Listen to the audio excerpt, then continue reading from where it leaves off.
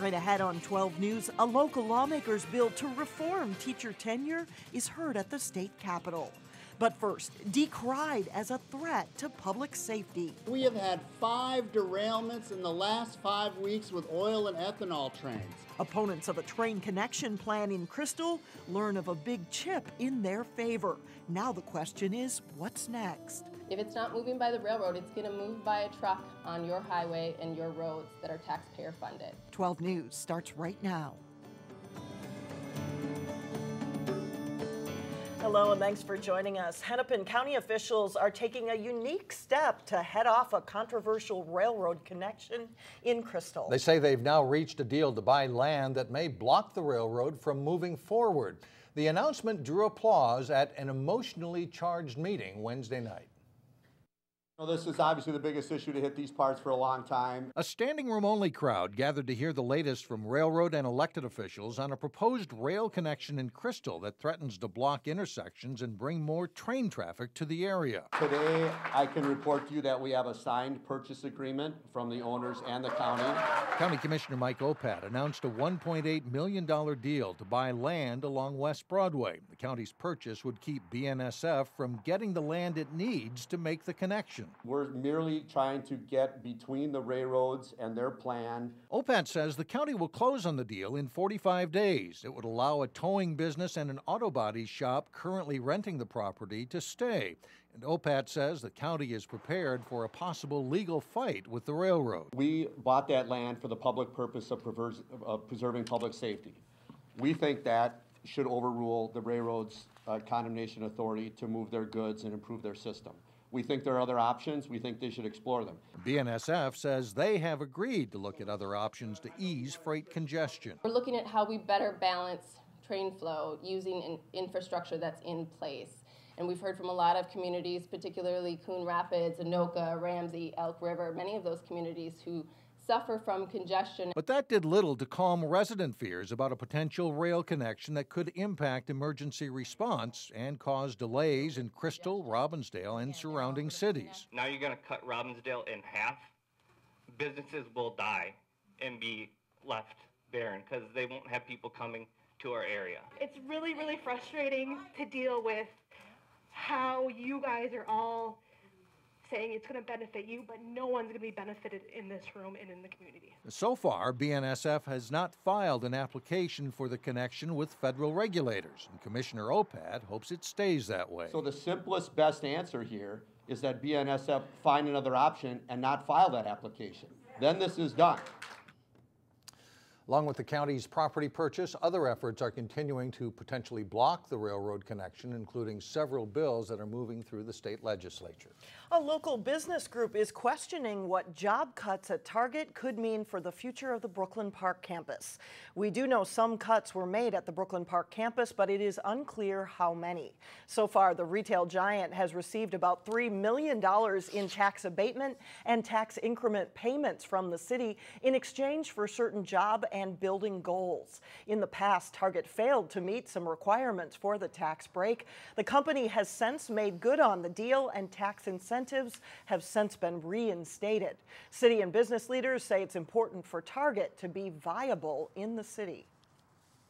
I've reached out to them a couple different times this week and gotten confirmation and affirmation that they want to remain in partnership with us. It's a difficult time for the organization, but it's in our best interest as well. We've worked very hard to build this partnership, so we want Target to stay here and stay engaged with us. As of last summer, the city says Target reported 3,500 jobs at its northern campus. Today, the state announced a job growth plan involving a company moving its headquarters to Brooklyn Park. Design Ready Controls plans to build a nearly 100,000 square foot facility at the Capstone Business Center site that's just east of Highway 169 and south of Highway 610. The company currently has its headquarters in northeast Minneapolis. Design Ready Controls is the largest global supplier of electrical controls for the heating and cooling industry. The company plans to add 25 jobs with an average wage of nearly $20 an hour. From humble beginnings in Brooklyn Center to a new beer palace in Minneapolis, now Surly Brewing has its sights set on the 5th-ranked beer-consuming state in the country. Surly is expanding to Wisconsin with plans to sell its beer at bars and liquor stores there later this year. It'll be tough competition, though. Wisconsin has a crowded craft beer scene already, with the likes of New Glarus and Leinenkugel among the top-selling craft beers by volume in the country. And General Mills is saying goodbye to the Jolly Green Giant.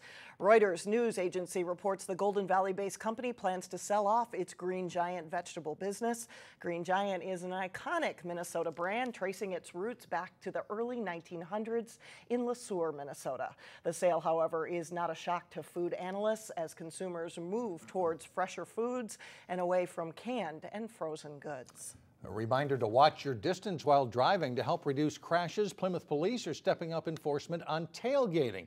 Police say tailgating is not only dangerous, but it is illegal. State law allows officers to pull over drivers who do not maintain a safe distance between them and the vehicle in front of them, taking into account speed limits and conditions of the road.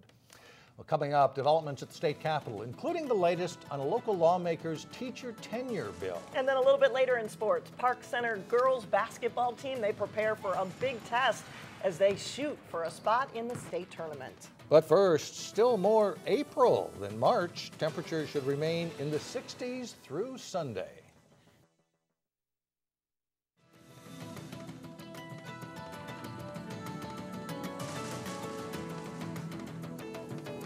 A local lawmaker says when it comes to teacher layoffs, the last in, first out method is a backwards policy. Senator Terry Bonoff authored a bill to consider performance, not just seniority, when deciding which teachers to lay off. And the bill went before a Senate committee this morning. Shannon Slatton is here with more on that. Shannon? Senator Terry Bonoff brought 2 examples of why keeping teachers with the most seniority might not be in the best interest of students. 2 teachers who had received accolades as Teachers of the Year were victims of the last in, first out policy and laid off shortly after their honor as Teachers of the Year. Their stories highlight the pervasive nature of this outdated policy. This proposal is not about valuing young people over old people. It is about keeping the very best and most effective teachers in the classroom. Valuing teacher performance over seniority has been a topic at the legislature for a few years. Governor Dayton vetoed a similar bill in 2012, saying there wasn't an objective evaluation system for teachers in place. Today, opponents of the bill spoke about how the evaluation system is not a good one for individual teacher growth. Obviously, there are ways to know who the best teachers are. And they know who the worst teachers are, right? So it's not that we can't figure these things out. It's a question of how do we figure it out? How do we evaluate?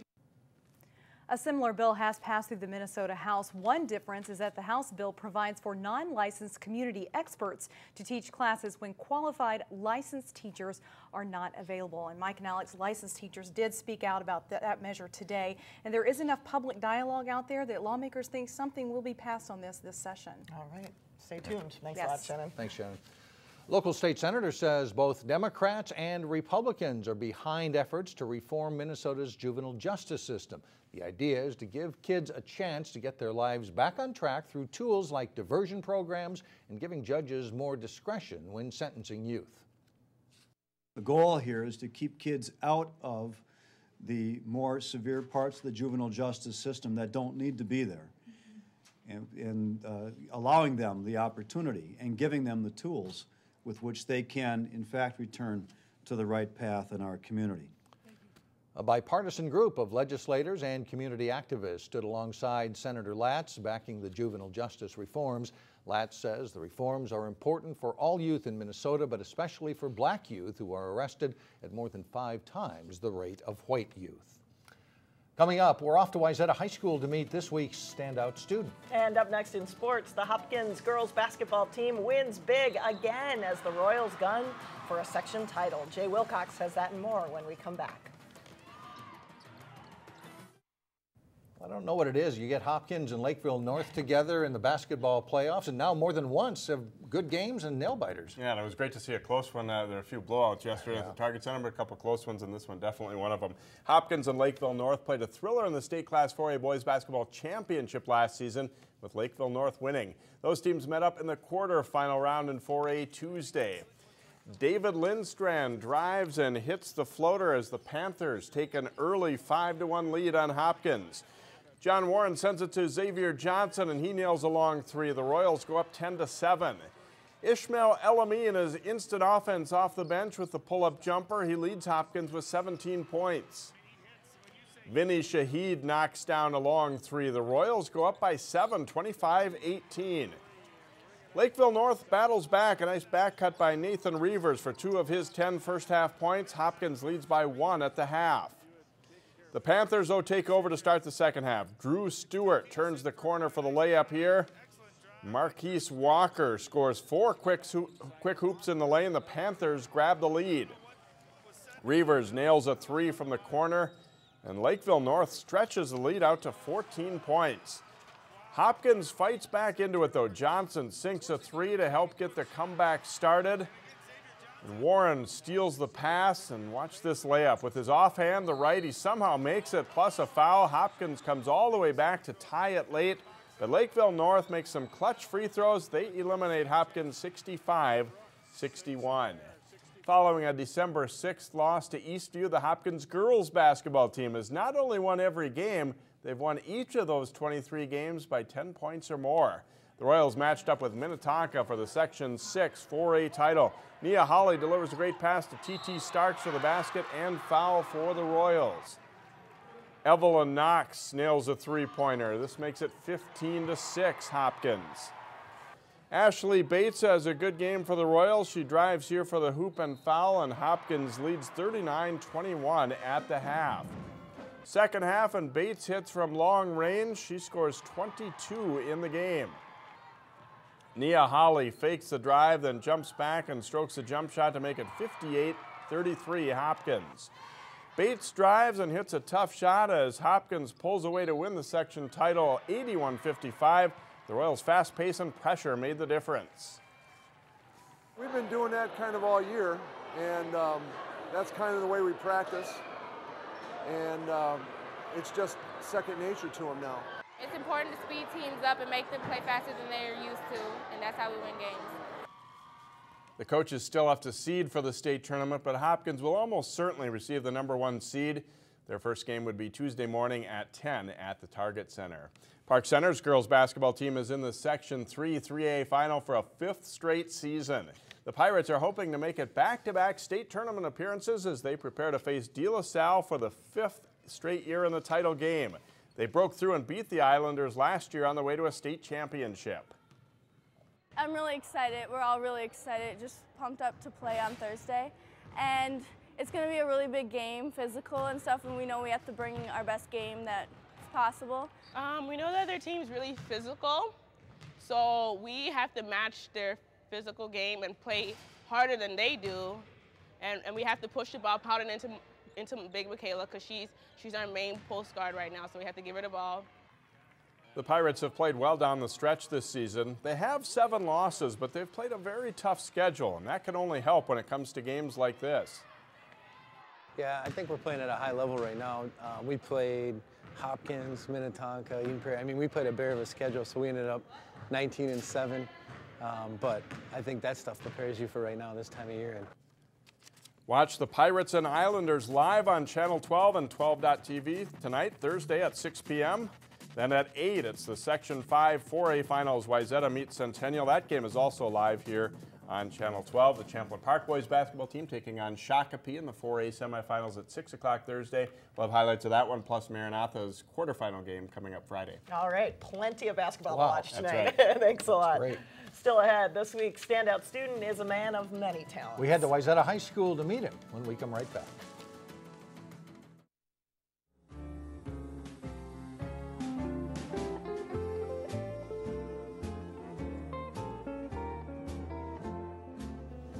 If if you were to ask a high school senior about what they plan to study in college, you might not get a clear-cut answer. That's true in the case of today's standout student from Wayzata High School. But as Delane Cleveland reports now, it's not because he's lacking in the talent department.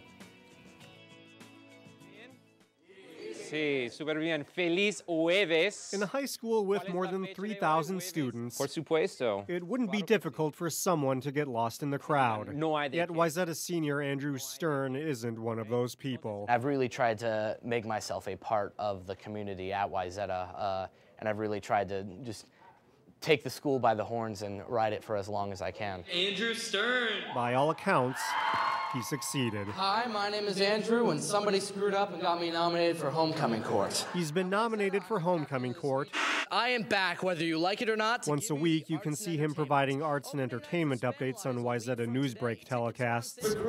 And he's been involved in 11 theater productions, which includes playing the lead role of King Arthur in the school's production of Spamalot last fall. It's so much fun. It's just such an adrenaline rush, and you don't really realize how much of adrenaline rush it is until you actually get out there.